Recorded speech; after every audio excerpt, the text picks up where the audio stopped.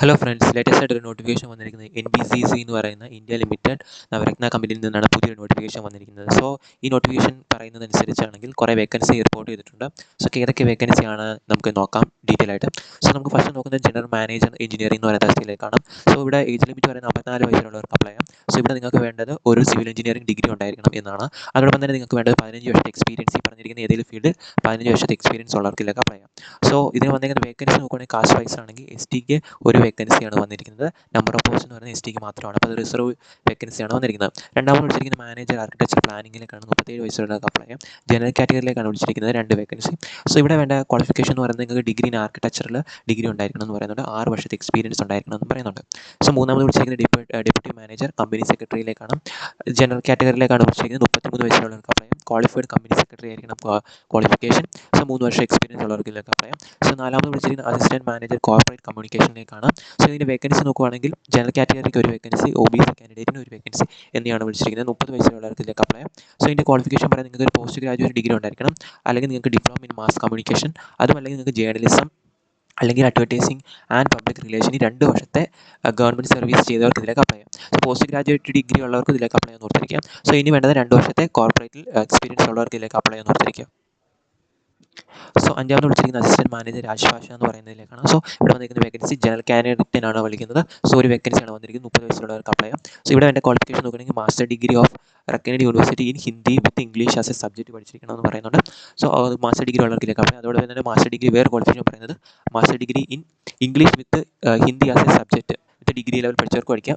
അല്ലെങ്കിൽ Hindi with English subject degree level പഠിച്ചവർക്കും നേരെ ഓപ്പോസിറ്റ് പഠിച്ചവർക്കും ഇതിലേക്ക് അപ്ലൈ ചെയ്യാം. അതോടൊപ്പം തന്നെ ഒരു ബി ക്വാളിഫിക്കേഷൻ പറയുന്നത് diploma in translation, minimum 1 year diploma ട്രാൻസ്ലേഷനിൽ പഠിച്ചവർക്ക് ഇതിലേക്ക് അപ്ലൈ ചെയ്യാം. സോ ഇതിന് വേണ്ട 2 വർഷത്തെ എക്സ്പീരിയൻസ് ഉണ്ടായിരിക്കണമെന്നും പറയുന്നുണ്ട്. സോ നെക്സ്റ്റ് വിളിച്ചിരിക്കുന്നത് നമുക്ക് നോക്കുന്നത് അസിസ്റ്റന്റ് മാനേജർ HRMലേക്കാണ്. സോ ഇവിടെ വന്നിരിക്കുന്ന വേക്കൻസി ജനറൽ കാൻഡിഡേറ്റിന് 2 വേക്കൻസി, OBCക്ക് ഒരു വേക്കൻസി, SCക്ക് ഒരു വേക്കൻസി എന്നിവയാണ് റിസർവ് ചെയ്തിരിക്കുന്നത്. സോ 30 വയസ്സുള്ളവർക്ക് അപ്ലൈ ചെയ്യാം. ഇവിടെ വേണ്ട ക്വാളിഫിക്കേഷൻ പറയുന്നത് നിങ്ങൾക്ക് MBA ഉള്ളവർക്ക് ഇതിലേക്ക് അപ്ലൈ ചെയ്യാം. ഇനി MSW ഉള്ളവർക്ക് അപ്ലൈ ചെയ്യാം. 2 വർഷത്തെ പോസ്റ്റ് ഗ്രാജുവേറ്റ് ഡിഗ്രി ഉള്ളവർക്ക് ഇതിലേക്ക് അപ്ലൈ ചെയ്യാം. ഇനി പോസ്റ്റ് ഗ്രാജുവേറ്റ് ഡിപ്ലോമ ഉള്ളവർക്ക് ഇതിലേക്ക് അപ്ലൈ ചെയ്യാൻ ഓർത്തിരിക്കാം. 2 വർഷത്തെ എക്സ്പീരിയൻസ് ഉണ്ടായിരിക്കണം എന്നും പറയുന്നുണ്ട്. സോ നെക്സ്റ്റ് വിളിച്ചിരിക്കുന്നത് സീനിയർ പ്രോജക്ട് എക്സിക്യൂട്ടീവ് സിവിലിലേക്കാണ്. സോ ഇവിടെ വന്നിരിക്കുന്ന നമ്പർ ഓഫ് പോസ്റ്റ് 10 പോസ്റ്റാണ്. ജനറൽ കാൻഡിഡേറ്റ് 4, SCക്ക് 4, OBCക്ക് 1, EWS 1 എന്നാണ് പറയുന്നത്. പിന്നെ PW കാൻഡിഡേറ്റിന് ഒരു പോസ്റ്റിന് വേക്കൻസി റിസർവ് ചെയ്തിട്ടുണ്ട്. സോ ഇതിൻ്റെ 30 വയസ്സുള്ളവർക്ക് ഇതിലേക്ക് അപ്ലൈ ചെയ്യാം. സോ ഇതിൻ്റെ ക്വാളിഫിക്കേഷൻ നോക്കുകയാണെങ്കിൽ സിവിൽ എഞ്ചിനീയറിംഗ് ഉള്ളവർക്ക് ഇതിലേക്ക് അപ്ലൈ, ഡിഗ്രി സിവിൽ എഞ്ചിനീയറിംഗിനായിരിക്കണം എന്നും പറയുന്നുണ്ട്. സോ അതോടൊപ്പം തന്നെ 2 വർഷത്തെ എക്സ്പീരിയൻസ് ഉണ്ടായിരിക്കണം. PMC അല്ലെങ്കിൽ EPS അല്ലെങ്കിൽ റിയൽ എസ്റ്റേറ്റ് അല്ലെങ്കിൽ ഇൻഫ്രാസ്ട്രക്ചറിൽ. പിന്നീട് 1 വർഷത്തെ റിലാക്സേഷൻ പറയുന്നത് MTech കോഴ്സ് പഠിച്ചവർക്ക് 1 വർഷത്തെ എക്സ്പീരിയൻസ് ഉണ്ടായിരുന്നാൽ മതി. ഡിഗ്രി പഠിച്ചവർക്ക് 2 വർഷത്തെ എക്സ്പീരിയൻസ് ഉണ്ടായിരിക്കണം എന്നും പറയുന്നുണ്ട്. സോ ജസ്റ്റ് ഒന്ന് നോക്കുക. പിന്നീട് വിളിക്കുന്ന അസിസ്റ്റന്റ് മാനേജർ എന്ന് പറയുന്ന പോസ്റ്റിലേക്കാണ്.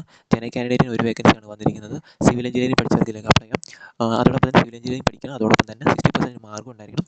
ആൻഡ് അതോടൊപ്പം തന്നെ master degree in public health അല്ലെങ്കിൽ പബ്ലിക് ഹെൽത്ത് എഞ്ചിനീയറിംഗ് അല്ലെങ്കിൽ എൻവയോൺമെൻറ്റൽ ഉള്ളവർക്ക് ഇതിലേക്ക് അപ്ലൈ ചെയ്യാം. 30 വയസ്സുള്ളവർക്ക് അപ്ലൈ ചെയ്യാം. 2 വർഷത്തെ എക്സ്പീരിയൻസ് ഉണ്ടായിരിക്കണം ഈ പറഞ്ഞിരിക്കുന്ന ഏതെങ്കിലും ഫീൽഡിൽ. സോ പിന്നീട് വിളിക്കുന്നത് ഗ്രാജുവേറ്റ് അസിസ്റ്റന്റ് IT അല്ലെങ്കിൽ CS നെറ്റ്വർക്കിംഗ് സിസ്റ്റം അഡ്മിനിസ്ട്രേഷനിലേക്കാണ്. CS computer science and engineering പഠിച്ചവർക്ക് ഇതിലേക്ക് അപ്ലൈ ചെയ്യാം. BO BTech. സോ ഇതിന് 2 വേക്കൻസിയാണ് വന്നിരിക്കുന്നത്. ജനറൽ കാൻഡിഡേറ്റിനാണ്. 28 വയസ്സുള്ളവർക്ക് അപ്ലൈ ചെയ്യാൻ ഓർത്തിരിക്കും. ഫുൾ ടൈം ഡിഗ്രി ഉണ്ടായിരിക്കും. ഇനി ഡിസിപ്ലിൻ എല്ലാം with minimum 1 year certificate or diploma course in hardware അല്ലെങ്കിൽ നെറ്റ്വർക്കിംഗ് അല്ലെങ്കിൽ സിസ്റ്റം അഡ്മിനിസ്ട്രേഷൻ പഠിച്ചവർക്ക് 5 വർഷത്തെ എക്സ്പീരിയൻസ് ഉള്ളവർക്ക് ഇതിലേക്ക് അപ്ലൈ ചെയ്യാം. സോ പിന്നീട് വിളിച്ചത് ജൂനിയർ എഞ്ചിനീയർ സിവിലിലേക്കാണ്. സോ ഇവിടെ ടോട്ടൽ വന്നിരിക്കുന്നത് 20 വേക്കൻസിയാണ് വന്നിരിക്കുന്നത്. ഓരോ കാറ്റഗറീസ് കൊടുത്തിട്ടുണ്ട്. സോ നെക്സ്റ്റ് 28 വയസ്സുള്ളവർക്ക് അപ്ലൈ ചെയ്യാം. ഇവിടെ പറയുന്നത് 3 year full time diploma in civil engineering പഠിച്ചവർക്ക് അപ്ലൈ ചെയ്യാം. ഹയർ ക്വാളിഫിക്കേഷൻ ഉള്ളവർക്ക് അപ്ലൈ ചെയ്യാം. ഇവിടെ ഒരു എക്സ്പീരിയൻസ് ഒന്നും ആവശ്യമില്ലെന്ന് ഓർത്തിരിക്കാം. പിന്നീട് വിളിക്കുന്നത് ജൂനിയർ എഞ്ചിനീയർ ഇലക്ട്രിക്കലിലേക്കാണ്. സോ ഇതിലൂടെയും 10 വേക്കൻസിയാണ് ടോട്ടൽ റിപ്പോർട്ട് ചെയ്തിരിക്കുന്നത്. 28 വയസ്സുള്ളവർക്ക് അപ്ലൈ ചെയ്യാം. ഇവിടെ 3 വർഷത്തെ ഡിപ്ലോമ ഇൻ ഇലക്ട്രിക്കൽ എഞ്ചിനീയറിംഗിൽ. ഇവിടെ അതോടൊപ്പം തന്നെ 60% മാർക്ക് ഉണ്ടായിരിക്കണം എന്ന് പറയുന്നുണ്ട്. സോ ഇവിടെ എക്സ്പീരിയൻസ് ആവശ്യമില്ല. നെക്സ്റ്റ് വിളിച്ചിരിക്കുന്നത് ജൂനിയർ എഞ്ചിനീയർ മെക്കാനിക്കലിലേക്കാണ്. 5 വേക്കൻസിയാണ് ടോട്ടൽ വന്നിരിക്കുന്നത്. 28 വയസ്സുള്ളവർക്ക് അപ്ലൈ ചെയ്യാം. ഇവിടെയും 3 വർഷത്തെ ഡിപ്ലോമ പഠിച്ചവർക്ക് 60% മാർക്ക് ഉണ്ടായിരിക്കണം മെക്കാനിക്കൽ എഞ്ചിനീയറിംഗിൽ. സോ ഇവിടെ എക്സ്പീരിയൻസ് ആവശ്യമില്ല. അപ്പോൾ ഇത്രയും വേക്കൻസിയാണ് വന്നിരിക്കുന്നത്. സോ ഇതിൻ്റെ ഓൺലൈൻ ആപ്ലിക്കേഷൻ സ്റ്റാർട്ട് ചെയ്ത ഡേറ്റ് നോക്കുകയാണെങ്കിൽ 6/3/2026 സ്റ്റാർട്ട് ചെയ്തിട്ടുണ്ട്. ക്ലോസ് ചെയ്യുന്ന ഡേറ്റ് എന്ന് പറയുന്നത് 5/4/2026 എക്സാം ക്ലോസ് ചെയ്യുന്നത്. സോ 6/3/2026 എക്സാം ഓപ്പൺ ചെയ്യുന്നത് ഓർത്തിരിക്കുക. സോ അപ്പോൾ അപ്പോഴത്തേക്കിനും പാസ് ഔട്ട് ആവുന്നവർക്ക് ഇതിലേക്ക് അപ്ലൈ ചെയ്യാം. സോ അതോടൊപ്പം ഇതിൻ്റെ ആപ്ലിക്കേഷൻ ഫീസ് നോക്കുവാണെങ്കിൽ 1000 രൂപയാണ് ജനറൽ കാൻഡിഡേറ്റിനൊക്കെ വരുന്നത്. SC ST PW ഡിപ്പാർട്ട്മെൻറ്റ് കാൻഡിഡേറ്റിന് എക്സാം ഫീസ് ഇല്ലെന്ന് ഓർത്തിരിക്കുക. ഇനി സെലക്ഷൻ പ്രൊസീജിയർ അങ്ങനെ നോക്കുവാണെങ്കിൽ നിങ്ങൾക്ക് അതൊരു പേഴ്സണൽ ഇൻ്റർവ്യൂ ഉണ്ടായിരിക്കും. അതായത് E6 എന്ന് പറയുന്ന കാറ്റഗറിക്ക് നിങ്ങൾക്ക് പേഴ്സണൽ ഇൻ്റർവ്യൂ മാത്രമേ ഉള്ളായിരിക്കും. ഇനി E3, E2, E1 എന്ന് പറയുന്ന കാറ്റഗറിയിലേക്കാണ് നിങ്ങൾ അപ്ലൈ ചെയ്യുന്നതെങ്കിൽ ആ പോസ്റ്റിനുള്ളവർക്ക് CBT എക്സാമും പേഴ്സണൽ ഇൻ്റർവ്യൂ ഉണ്ടായിരിക്കും. ദെൻ ഈ 0 എന്ന് പറയുന്ന കാറ്റഗറിയിലേക്ക് അപ്ലൈ ചെയ്യുന്നവർക്ക് skill test followed by personal interview ഉണ്ടായിരിക്കും. S3 എന്ന് പറയുന്ന കാറ്റഗറിയിലേക്ക് അപ്ലൈ ചെയ്യുന്നവർക്കാണെങ്കിൽ നിങ്ങൾക്ക് CBT എക്സാം മാത്രമേ കണ്ടക്ട് ചെയ്യത്തുള്ളൂ എന്നും പറയുന്നുണ്ട്. സോ റെമ്യൂണറേഷനൊക്കെ ഇവരോട് പറയുന്നുണ്ട്. ഡീറ്റെയിൽ ആയിട്ട് നോട്ടിഫിക്കേഷൻ ലിങ്ക് ഡിസ്ക്രിപ്ഷൻ ബോക്സിൽ അവിടെ നിങ്ങൾക്ക് ഡീറ്റെയിൽ ആയിട്ട് ഡൗൺലോഡ് ചെയ്ത് വായിച്ച് നോക്കാവുന്നതാണ്. അപ്പോൾ ഇതാണ് പുതിയൊരു നോട്ടിഫിക്കേഷൻ. NBC എന്ന് പറയുന്ന നവരത്ന കമ്പനിയിലേക്കാണ് പുതിയൊരു നോട്ടിഫിക്കേഷൻ വരുന്നത്. അപ്പോൾ അപ്ലൈ ചെയ്യാൻ പറ്റുന്നവരിൽ അപ്ലൈ ചെയ്യുക. Thank you.